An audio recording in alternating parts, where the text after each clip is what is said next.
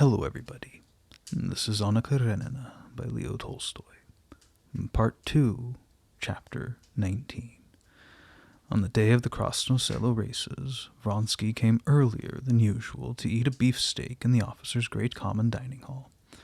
He was not at all constrained to limit himself, since his weight satisfied the 40-pud conditions of the service, but he did not want to get fat, and so he refrained from sugar and farinaceous foods. He sat down at the table. His coat was unbuttoned and displayed his white vest, and he opened a French novel. With both elbows resting on the table, he seemed absorbed in his book, but he took his attitude so as not to talk with the officers as they went and came, but to think. He was thinking about the meeting with Anna, which was to take place after the races. He had not seen her for 3 days, and he was wondering if she would be able to keep her promise, as her husband had just returned from Petersburg from a journey abroad, and he was wondering how he could find out. They had met for the last time at his cousin Betsy's villa, for he went to the Karenin's house as little as possible, and now he was asking himself if he would be best to go there. I will simply say that I am charged by Betsy to find whether she expects to attend the races. Yes, certainly, I will go, he said, raising his head from his book, and his face shone with the joy caused by his imagination of the forthcoming interview. Send word that I wish my troika harnessed, said he to the waiter who was bringing his beefsteak on a silver platter. He took his plate and began his meal. In the adjoining billiard room, the clinking of balls was heard, and 2 voices talking and laughing. Then 2 officers appeared in the door. One of them was a young man with delicate, refined features, who had just graduated from the Corps of Pages and joined the regiment. The other was old and fat, with little moist eyes, and wore a bracelet on his wrist. Vronsky glanced at them and frowned, and went on eating and reading at the same time, as though he had not seen them. "Getting ready for work, are you?" asked the fat officer, sitting down near him. "You see I am," replied Vronsky, wiping his lips and frowning again, without looking up. "But aren't you afraid of getting fat?" continued the elderly officer, pulling up a chair for his junior. "What?" cried Vronsky, showing his teeth to express his disgust and aversion. "Aren't you afraid of getting fat?"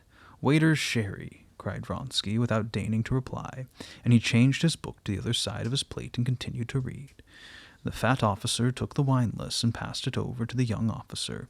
"See what we'll have to drink." "Rhine wine, if you please," replied the latter, trying to twist his imaginary mustache and looking timidly at Vronsky out of the corner of his eye. When he saw that Vronsky did not move, the young officer got up and said, "Come into the billiard room." The fat officer also arose, and the 2 went out at the door. At the same time, a cavalry captain came in, a tall, handsome young man named Yashvin. He gave the 2 officers a slight, disdainful salute and went towards Vronsky. "Ah, here he is," he cried, laying his heavy hand on Vronsky's shoulder. Vronsky turned round angrily, but in an instant a pleasant, friendly expression came into his face. "Well, Alosha," said the cavalry captain in his big baritone, "have some more dinner and drink a glass with me." "No, I don't want any dinner." "Those are inseparable," said Yashvin, looking with an expression of disdain at the 2 officers as they disappeared. Then he sat down, doubling up under the chair, which was too short for him, his long legs dressed in tight uniform trousers. "Why weren't you at the theatre last evening? Numerova was truly not bad at all. Where were you?" "I stayed too late at the Tverskoy's," said Vronsky. "Ah!" Yashvin was Vronsky's best friend in the regiment, though he was not only a gambler but a debauchee. It could be said of him that he entirely lacked principles. He had principles, but they were immoral ones. Vronsky liked him and admired his exceptional physical vigor, which allowed him to drink like a hogshead and not feel it, and to do absolutely without sleep if it were necessary. He had no less admiration for his great social ability, which made him a power, not only with his superiors, but with his comrades. At the English club he had the notoriety of being the most daring of gamblers, because, while never ceasing to drink, he risked large sums with imperturbable presence of mind. If Vronsky felt friendship and some consideration for Yashvin, it was because he knew that his fortune or his social position counted for nothing in his friendship that the latter showed him. He was liked on his own account. Moreover, Yashvin was the only man to whom Vronsky would have been willing to speak of his love, because he felt that, in spite of his affected scorn for all kinds of sentiment, he alone could appreciate the serious passion which now absorbed his whole life. Besides, he knew that he was incapable of indulging in tittle-tattle and scandal. Thus, taken all in all, his presence was always agreeable to him. Vronsky had not yet spoken about his love, but he knew that Yashvin knew it, looked upon it in its true light, and it was a pleasure to read this in his eyes.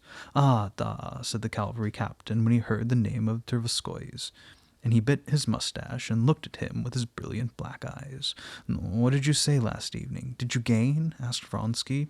8,000 rubles, but 3,000 possibly are no good. "No, then you can lose on me," said Vronsky, laughing. His comrade had laid a large wager on him. "But I shall not lose. Makotin is the only way to be afraid of."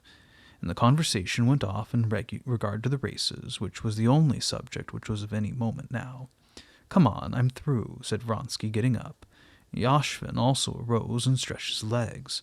"I can't dine so early, but I will take something to drink. I'll follow you. Here, wine," he cried in his heavy voice, which made the windows rattle and was the wonder of the regiment.